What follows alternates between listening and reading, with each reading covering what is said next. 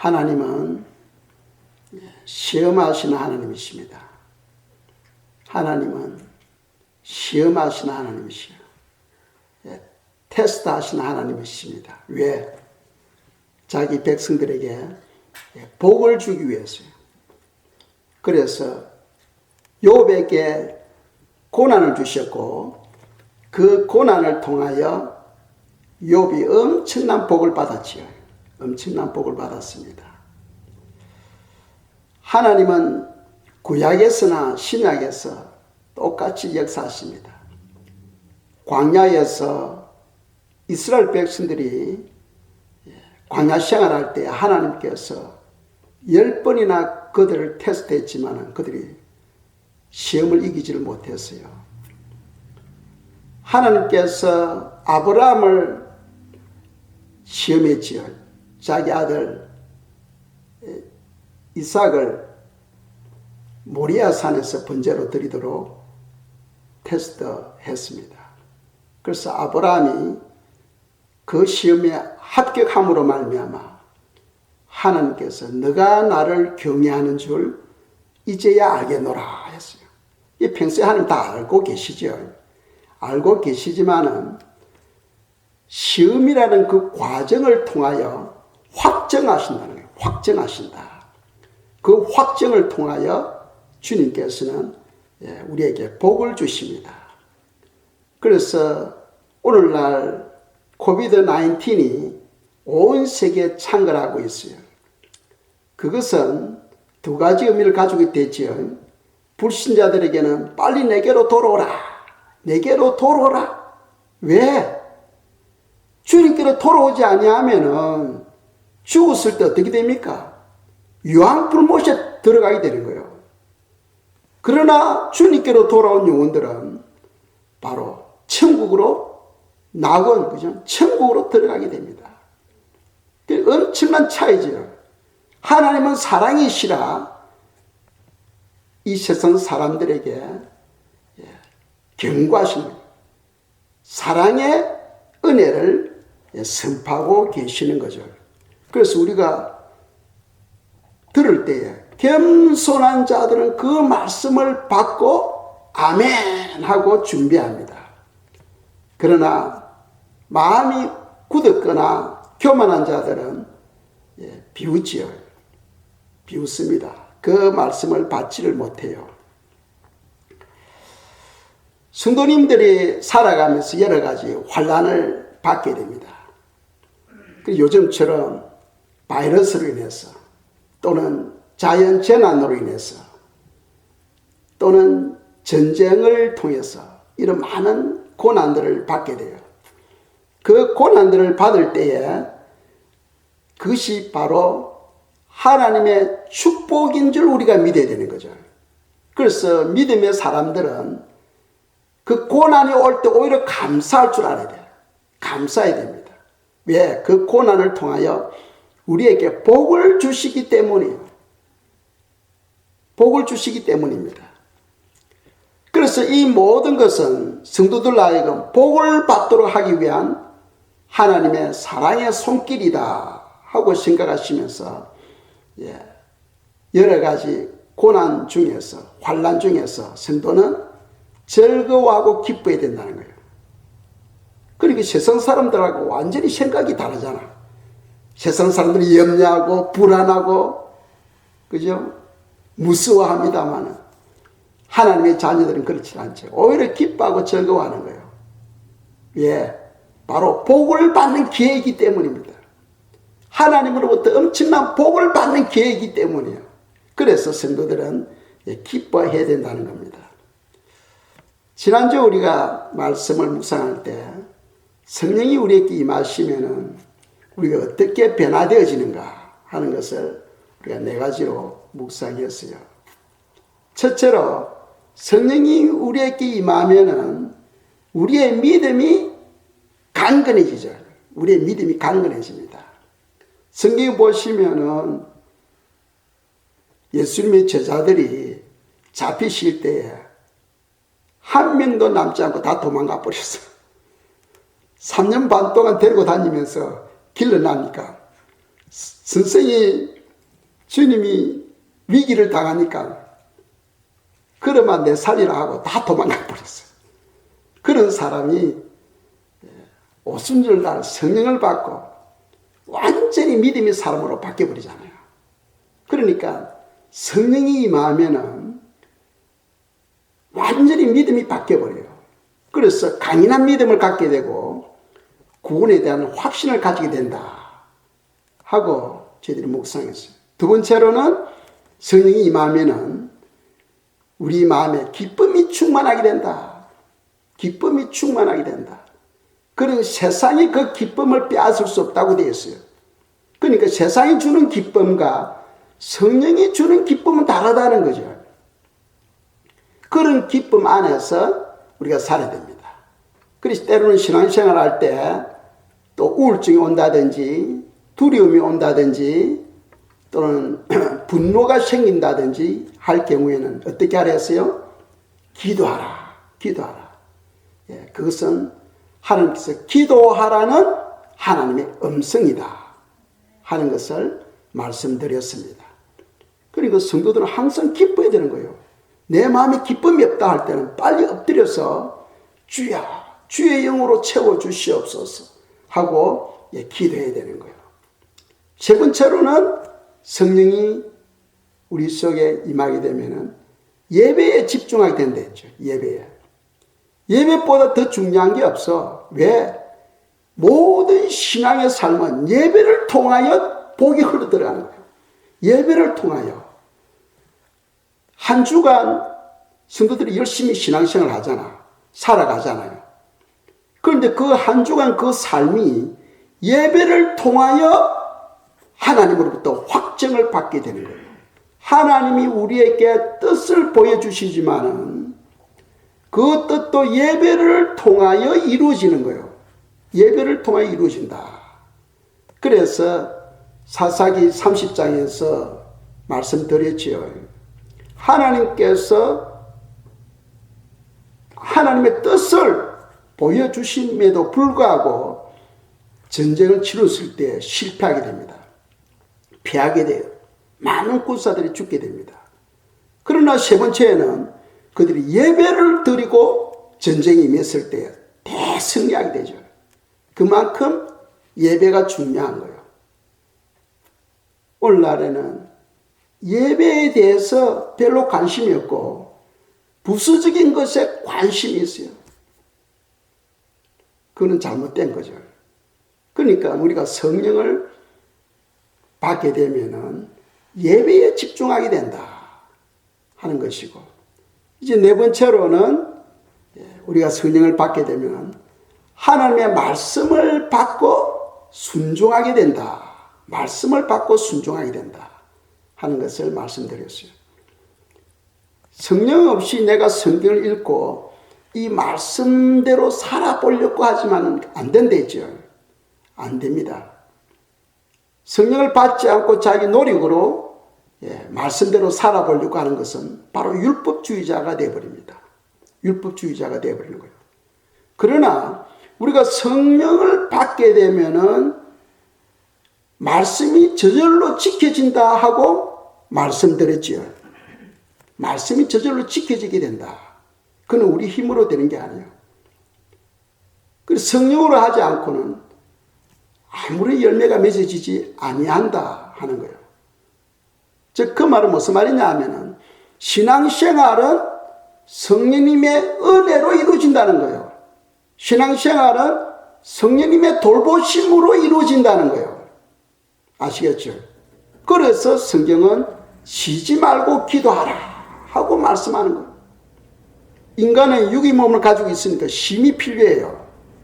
그렇지만은 기도만은 쉬지 말고 기도하라 하는 그 이유를 우리가 깨달아야 된다는 거죠.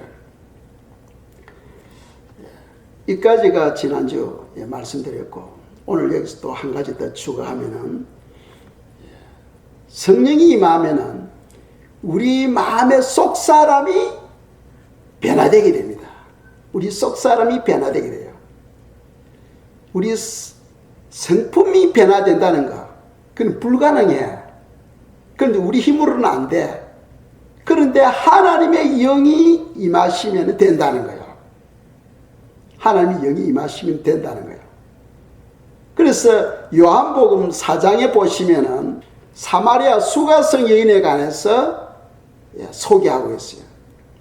이 수가성 여인은 예수님을 만나기 전에는 사람들로부터 멸시천대를 받았어.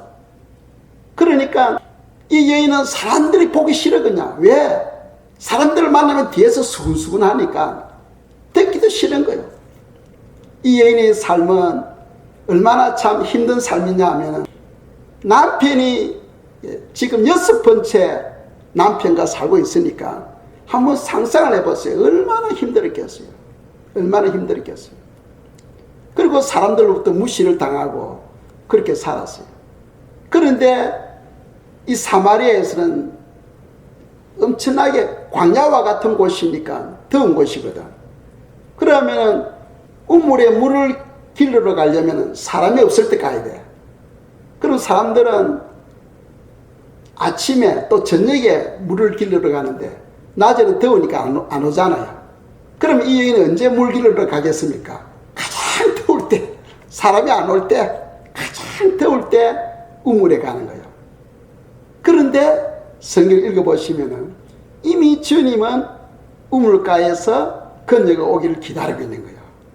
그래, 하나님은 우리의 모든 삶을 다 꿰뚫어 보고 계시는 거예요. 다 꿰뚫어 보고 계신다. 그래서 그 여인이 우물가에서 주님을 만나고는 완전히 변화되어 버려. 왜? 주님을 만나면 주님께서 우리에게 생수를 주시기 때문이에요. 그 생수는 성경에서 성령이라고 말씀하고 있잖아요. 성령이 때로는 바람처럼 또는 불처럼 생수처럼 때로는 기름처럼 역사하시는 거죠.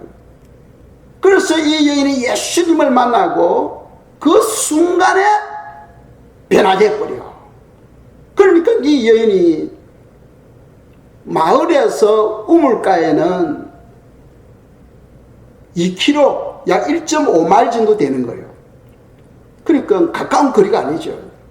사막이니까 물이 뭐 곳곳에서 나는 것이 아니에요. 특별한 곳에서만 물이 나는 것이에요. 그런데 물동이를 버려두고 수가성에 있는 사람들에게로 달려갔다는 겁니다. 왜? 바로 오늘 내가 메시아를 만났다. 와서 보라는 거예요. 주님을 증거하는 사람으로 바뀌어버립니다. 그러니까 예수님을 만나기 전에는 사람들이 보기 싫어서 숨어 다녔지만 예수님을 만나고 나니까 한순간에 그 영혼이 바뀌고 보기 싫은 사람을 찾아가서 예수님을 증거하게 되잖아요. 그러니까 믿음의 사람으로, 사랑의 사람으로 그냥 바뀌어버리는 거예요. 그리고 우리가 생각할 때 왜 나는 안 바뀌어?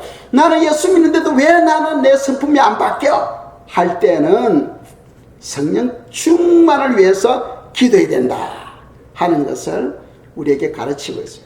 그래서 한 구절 보겠습니다. 요한복음 4장 28절에서 29절입니다. 읽겠어요. 여자가 물동이를 버려두고 동네로 들어가서 사람들에게 이르되 내가 행한 모든 일을 내게 말한 사람을 와서 보라. 이는 그리스도가 아니냐 하니 아멘. 그러니까 마을로 뛰어가서 내가 오늘 메시아를 만났다는 거예요. 와서 보라는 거예요. 와보라. 그분이 바로 메시아라는 거예요. 그게 정각이 됩니다. 그게 가능하겠어요? 사람의 힘으로는 불가능해. 우리는 보기 싫은 사람이 오면 피해버리잖아. 고개를 돌려버리잖아. 그렇죠? 예. 그런데 이 여인은 2km 되는 그 마을로 달려가는 거예요. 달려가서 사람들에게 외칩니다.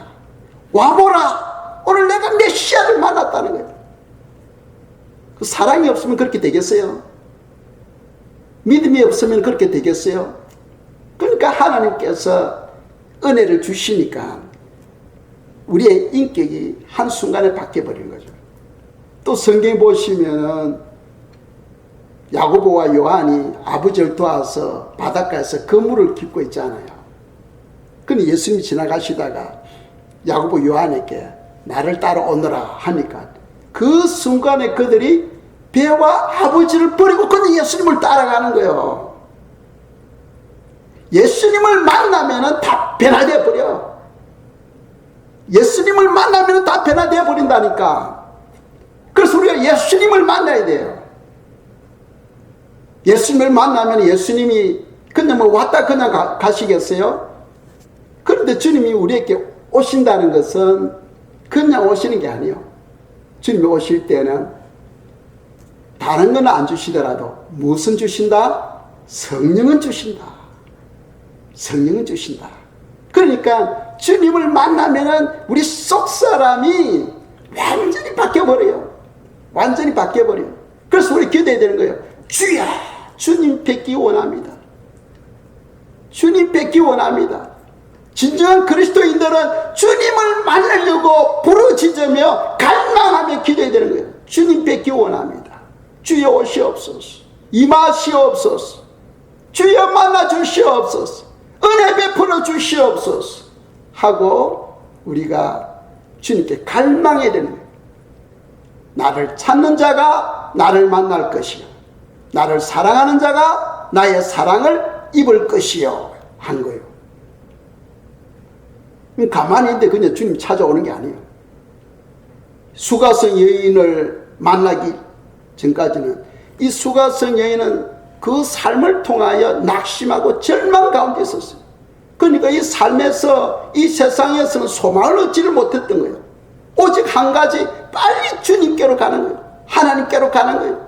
주여 도와주시옵소서. 갈망하는 마음으로 하루하루를 살았던 거죠.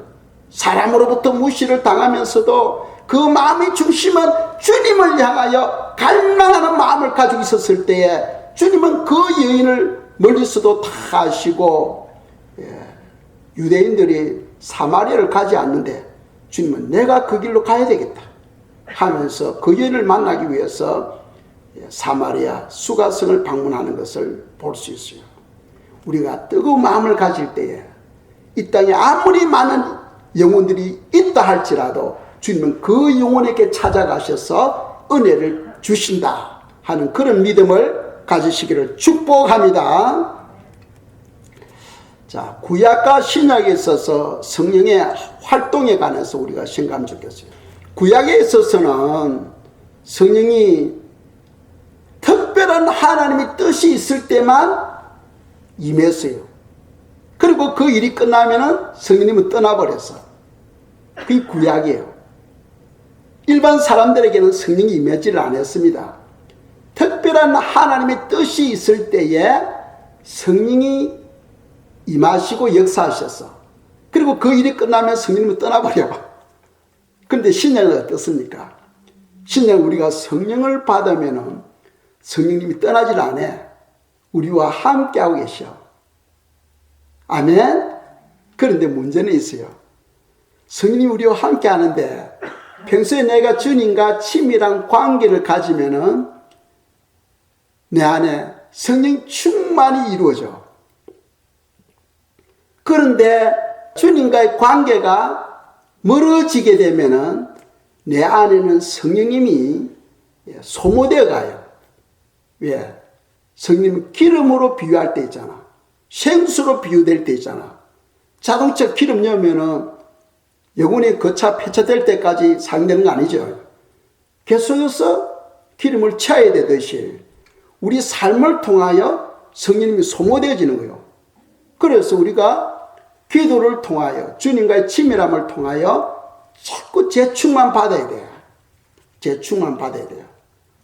그럼 구약에 있어서 우리가 예를 든다면 엘리야를 보세요.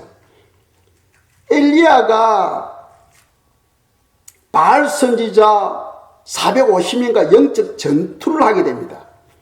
그러니까 하나님의 은혜로 대승리를 거두게 돼요. 1대 450. 인간적으로 보면 불가능해. 그런데 하나님께서 함께 하시니까 승리하잖아요. 그런데 아합 왕의 아내 이세벨이 그 소식을 듣고 자기가 데려온 450명 바알 선지자들이 다 돌에 맞아서 죽었다 하는 소식을 듣게 됩니다. 화가 나가지고 내가 엘리야를 반드시 죽이겠다 하는 그런 결단을 내리게 돼요. 그 소식을 엘리야가 듣고는 두렵고 염려되어서 절망 가운데 광야로 도망갑니다. 아니, 바알 선지자 450명과 영적 전투에서 승리한 사람이 여자의 말을 듣고 두려워서 도망을 갑니다. 왜 도망을 갑니까? 바알 선지자 싸울 때는 성령님이 함께 계셔서, 그리고 그 일이 끝나니까 성령님이 떠나버렸으니까 마음이 공고해지고 여자의 소리에 두려워서 광야로 도망가서 죽으려고 합니다. 그러니까 성령님이 함께 계실 때와 안 계실 때 차이는 엄청난 차이예요. 또 세례 요한도 우리가 또 묵상할 수 있죠. 세례 요한이 모친의 태중에 있을 때에 마리아가 방문하게 되죠. 예수님의 어머니 마리아가 방문하게 됩니다. 그래서 태중에서 성령 충만을 받고 뛰어놀았다고 성경 말씀하고 있어요. 그리고 또 선지자로서의 삶을 광야에서 살잖아요. 메뚜기와 석청을 먹고 살고, 또 자기 제자들에게 예수님에 관해서 소개합니다. 바로 저분이 세상의 죄를 지고 가는 하나님의 어린 양이다 하면서 메시아인 것을 자기 제자들에게 이야기를 합니다. 예수님이 처음으로 지나갈 때 저분이 바로 메시아다 하고 이야기를 해요. 또 요단강에서 세례를 줄 때 사람들에게 세례를 주잖아요. 그런데 거기서 세례 요한이 뭐라고 말합니까? 나는 물로서 세례를 주지만은 내 뒤에 오시는 분은 성령으로서 세례를 주리라 하면서 예수님을 증거하게 됩니다. 메시아인 것을. 그런 세례 요한도 나중에 헤롯 왕에서 옥에 갇히죠. 옥에 갇힐 때는 아무도 하는 일이 없으니까 그때는 성령님이 떠나버렸어요. 성령님이 떠나버리니까 염려와 두려움과 의심이 생기는 거예요. 성령 충만할 때와 성령이 안 계실 때 그 차이가 완전히 다른 거죠. 그래서 자기 제자들에게 이야기를 합니다. 예수님 그분이 진짜 메시아인지 아닌지 너희들이 가봐서 다시 확인해봐라. 그래서 제자들이 예수께 가가지고 오실 거기가 당신이오니까 하고 세례 요한이 물어보려 했습니다. 그러니까 우리에게 주시는 교훈이 뭡니까? 반드시 성도는 성령 충만한 삶을 살아야 된다 하는 것을 우리에게 교훈하고 있어요. 세례 요한은 구약 선지자입니까? 신약 선지자입니까? 구약 선지자죠. 구약 선지자. 그죠? 구약 선지자입니다. 성경에 그렇게 기록되고 있잖아요. 선지자와 모든 율법은 세례 요한까지도 하고 되어 있잖아요. 그래서 세례 요한은 구약 선지자에 들어가는 거예요. 아시겠죠? 그래서 성령이 한 분 임하면 계속해서 머무는 게 아니에요. 하나님의 뜻이 있을 때만 성령이 임하시고 그리고는 성령이 떠나버리는 거예요. 그런데 우리는 어떻습니까? 성령이 임하시면 늘 우리와 함께하고 계시는 거예요. 세상 끝날 때까지 내가 너와 함께하리라. 주님이 우리에게 성령을 보내주시는데 그 성령은 예수님의 이름으로 우리에게 오셔서 우리와 함께하고 계시는 거예요. 예수님 이름으로 우리에게 오셔서 우리와 함께하고 계시는 거예요. 그래서 우리는 늘 기도를 통하여 성령 충만을 계속해서 유지해야 된다 하는 것을 성경 우리에게 가르치고 있습니다. 한 구절 보겠습니다. 누가복음 21장 36절입니다. 읽겠어요. 이러므로 너희는 장차 올 이 모든 일을 능히 피하고 인자 앞에 서도록 항상 기도하며 깨있으라 하시니라. 아멘. 이 모든 일, 장차 올 이 모든 일을 능히 피하고 피할 수 있는 유일한 길이 뭐냐 하면은 항상 기도하며 깨있는 거예요. 항상 기도하며 깨있는 거다. 그래서 오늘 저희들이 읽었던 그 누가복음 21장 29절부터 보시면은 29절에 보면 이런 말씀이 있어요. 성경에 보시면은 이에 비유로 이르시되 무화과 나무와 모든 나무를 보라. 싹이 나면 너희가 보고 여름이 가까운 줄을 자연히 아나니 이와 같이 너희가 이런 일이 일어나는 것을 보거든 하나님의 나라가 가까이 온 줄로 알라. 무화과 잎이 피기 시작하거든 하나님의 나라가 가까이 왔다는 거예요. 그 무화과는 무엇이냐 하면은 바로 이스라엘을 상징하죠. 이스라엘이 나라를 건국하고 무화과를 나라 나무로 세운 거죠. 우리 한국은 무궁화잖아요. 무궁화. 그런데 이스라엘은 무화과입니다. 그러니까 이스라엘이 언제 독립한 거예요? 1948년도에 나라를 세웠잖아요. 나라를 세우고 성경 말씀하죠. 32절에 보면은 내가 진실로 너희에게 말하노니 이 세대가 지나가기 전에 모든 일이 다 이루어지리라. 누가복음 21장 32절에서 말씀하고 있어요. 이 세대가 지나가기 전에 모든 것이 다 이루어진다는 거예요. 그럼 이 한 세대가 얼마냐? 80년이다. 80년. 그러니까 1948년 플러스 80년 하면 언제입니까? 2028년이잖아요. 2028년. 2028년 되면 모든 것이 다 끝나버리는 거예요. 그러면은 우리는 7년 대환란이 있잖아. 그리고 2028년에서 7년을 빼면은 어떻게 되는 거예요? 2021년. 그죠? 2021년 되면은 바로 7년 대환란이 시작된다는 거예요. 우리가 계산을 할 때 그렇다는 거예요. 그렇다면 우리가 볼 때 금년이 될 수도 있고 내년이 될 수가 있는 거예요. 금년이 될 수도 있고 내년이 될 수가 있는 거예요. 그러니까 아주 임박했다 하는 것을 우리가 알 수가 있는 거죠. 그래서 누가복음 21장 11절 말씀을 우리가 한번 묵상하겠습니다. 읽겠어요. 곳곳에 큰 지진과 기근과 전염병이 있겠고 또 무서운 일과 하늘로부터 큰 징조들이 있으리라. 아멘. 자, 주님이 오실 때 이런 일들이 일어난다는 거죠.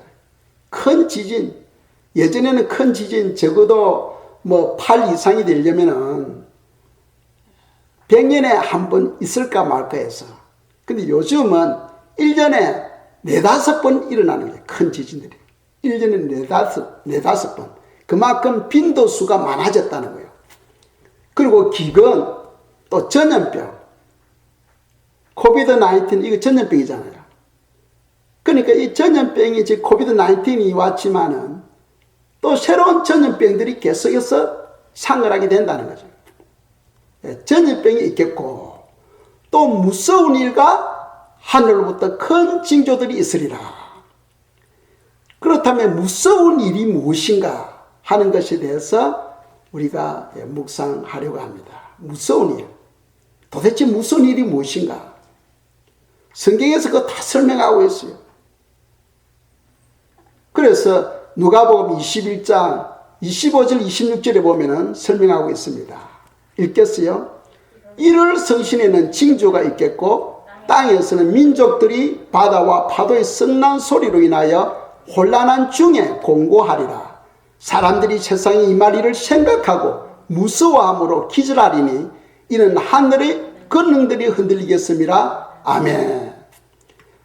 자, 그 25절에 보면은 이를 성신, 즉 해, 달, 별에 큰 징조들이 있다는 거예요. 큰 징조들이. 해, 달, 별에. 무슨 어떤 징조냐? 우리 몰라. 해와 달과 별에 징조가 있다는 거예요. 예를 들어서 해가 커진다든지 또는 해와 달이 빛을 잃는다든지 또는 별들이 떨어진다든지. 별이 떨어질 때는 불덩어리로 떨어지잖아요. 그런 징조들이 빈번하게 일어나게 된다. 빈번하게. 그러면은 사람들이 어떻게 되겠어요? 무서워하겠죠. 무서워합니다. 그러면서 이를 성취는 징조가 있는데 전체가 문제예요. 전체가. 하늘이 진동하는 거예요. 성경에서 말씀하죠. 하늘이 진동한다. 하늘이 진동하게 됩니다. 하늘이 진동할 때는 그냥 흔드는 게 아니죠. 소리가 나요. 소리. 제가 필리핀에서 큰 지진을 경험하지 못했지만 여진들은 경험했거든요. 지진이 4.5 이상만 돼도 소리가 나요. 소리가. 지진이 날 때 보니까 땅이 흔들리는데 소리가 나. 하면서 막 소리가 납니다. 그러니까 전체가 흔들리고 지각이 막 움직일 때는 큰 쓰나미가 막 몰려오겠지요. 지진이 일어나겠지요. 곳곳에서 화산이 폭발하겠지요. 하늘에서 불이 막 떨어지겠지요. 그러니까 사람들이 막 놀래가지고 이 지구가 도대체 어떻게 될라 하나 해가지고 사람들이 마음 약한 사람들 기절해버리는 거예요. 기절해버리는 거예요. 그래서 바다와 파도의 성난 소리로 인하여 혼란한 중에 공고하리라. 바다와 파도가 우는 거예요. 땅이 요동하면서 소리를 내는 거예요. 소리를 막. 엄청난 큰 소리를 내면서 하늘이 진동하고 땅이 진동할 때 어떻게 사람들이 안 놀라겠어요. 그러니까 하나님이 없는 사람은 간담이 그냥 녹아버리는 거예요. 간이 떨어진다는 거예요. 간이 떨어진다. 그래서 기절해 버리는 거예요. 그런데 믿는 성도들은 어떻겠어요? 믿는 성도들은 바로 주님이 가까이 오셨구나. 왜? 말씀대로니까. 그때 주님이 오신다 했으니까. 주님이 바로 오시는구나. 주야 하면서 흥분하고 감격하면서 기대감을 가지고 주님을 기다리는 거예요. 그러니까 믿는 자와 불신자의 마음은 완전히 다르죠. 불신자들은 이 세상이 이제 멸망으로 오는구나 하면서 두려워하고 떨면서 무서워서 기절하는데 성도들은 흥분 가운데 있고 기대감 가운데서 주님 맞을 준비를 하는 거예요.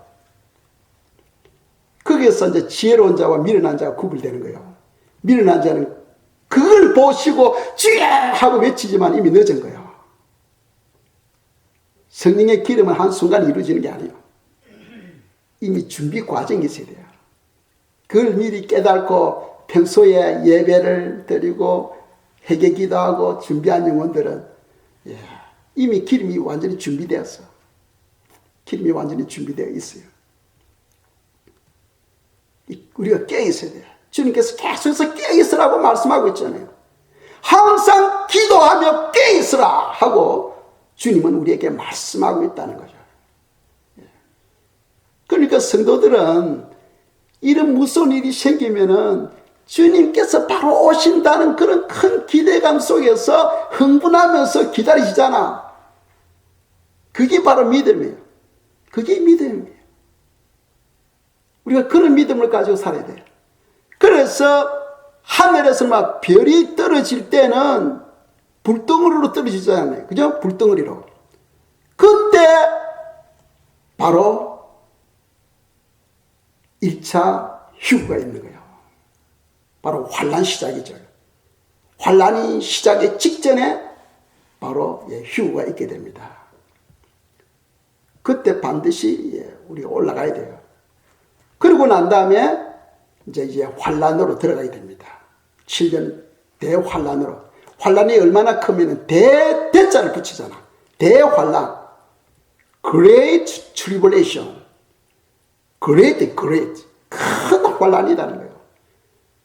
그 큰 환란 7년인데 전반기 3년 반, 후반기 3년 반 나누는데 전반기 3년 반 끝나고 나면 두 번째 휴거가 있어요. 그 첫 번째 환란 전에 휴거될 사람은 성도 수가 작아 10%도 안 됩니다. 10%도 안 돼요. 그리고 전반기 환란 3년 반 다음에 휴가 있을 때 그때는 50%밖에 안 돼요. 나머지 50%는 예수님 믿어도 남아요. 그건 구원을 못 받는 게 아니고 어떻게 구원받습니까? 순교를 통해서 구원받는 거예요. 순교를 통해서. 예. 이제 이것을 안다면은 우리가 지금 준비를 해야 되는 게 준비예요. 아니 단두대에서 목이 잘린 것보다는 준비해가지고 기쁜 마음으로 올라가는 게 낫지. 즉 그리스도는 하나님을 대적하는 자가 아닙니까? 그러니까 1차 휴가 일어나고 난 다음에 즉 그리스도가 출현하게 되고 예루살렘에 성전이 건축하게 되고 기독교 대탄압이 시작되게 되는 거죠. 그래서 휴거란 것을 우리 의미를 알아야 됩니다. 예수 믿으면 다 휴거되는 게 아니죠. 휴거란 것은 깨어있는 성도들에게 주시는 하나님의 상급이에요. 상급. 우리가 학교에 다니면 상급을 아무나 다 주는 게 아니잖아. 특별히 공부 잘한다거나 모범생에게 상급을 주잖아요. 똑같은 거예요. 평소에 하나님의 기쁨을 위해서 내가 헌신할 때에 하나님은 그것을 다 보시고 휴거로 갚아주는 거예요. 휴거로 갚아주시고 또 부활의 모습으로 갚아주시는 거죠. 부활 때 부활의 모습으로 갚아주시는 거예요. 그러니까 하나님께 드려지는 그 시간과 수고와 그 모든 것은 공짜가 없는 거예요. 공짜가 없어. 그걸 하면은 우리가 주님을 위해서 일할 때는 마음에 기쁨이 있어요. 기쁨이 있어요. 참 감사합니다. 다 그 누구를 위해서? 자기 자신을 위해서. 결국은 자기 자신을 위해서. 하나님을 위해서 우리가 이 땅에 수고하고 애쓰지만은 결국은 자기 자신을 위해서. 그래서 마지막 결론을 내린다면은 통회하면서 해결해야 된다. 통회하면서 해결해서 내 속에는 그 모든 죄를 눈물이 안 나면 눈물을 달라고 기도하세요. 눈물을 달라고. 제 경험에 보면은 때로는 기도해도 해결을 하려고 해도 눈물이 안 나는 거예요. 그때는 기도하면 주님, 제 눈에 눈물이 말랐습니다. 제 마음이 강팍해졌습니다. 제 마음과 눈에 눈물을 주시옵소서 하고 기도하면 한 3일도 안 가. 그냥 기도해. 그냥 눈물이 펑펑펑 쏟아지는 거예요. 쏟아지는 거예요. 그게 해결입니다. 해결은 마음을 찢어야 돼. 입만 여는 게 아니고 마음을 찢어야 돼요. 그리고 주여 부어주시옵소서. 성령님께서 내 삶을 통치하여 주시옵소서 하고 내 삶을 성령님께 맡겨드리는 거예요. 그럼으로써 우리가 승리하는 삶, 준비하는 삶을 살아갈 수가 있겠습니다. 이 시간 저희들이 기도하겠어요. 기도할 때 코비드-19 주님께서 은혜를 베풀어 주셔서 치료약이 빨리 개발되어질 수 있도록 해주시고 또 성령으로 우리 삶을 이끌어 주시도록 기도드리겠습니다. 우리 하나님이여 도와주시옵소서.